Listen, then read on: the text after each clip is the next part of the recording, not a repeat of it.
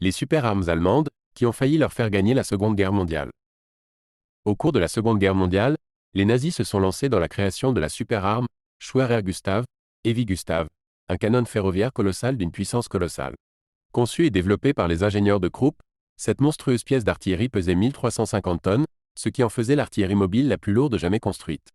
L'objectif premier du Schwerer Gustav était de percer les fortifications ennemies et de démanteler les cibles lourdement fortifiées grâce à sa puissance de feu sans précédent. Il utilisait des obus gigantesques de 31,5 pouces de calibre, pesant chacun 7,1 tonnes. Ces obus étaient si colossaux qu'ils nécessitaient des wagons spécialement conçus pour leur transport.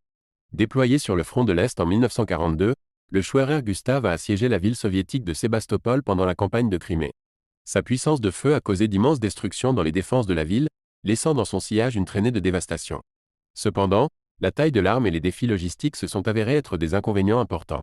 Le transport et le déploiement de l'arme nécessitent des ressources et une main-d'œuvre considérable, ce qui la rend impraticable pour des mouvements rapides sur le champ de bataille.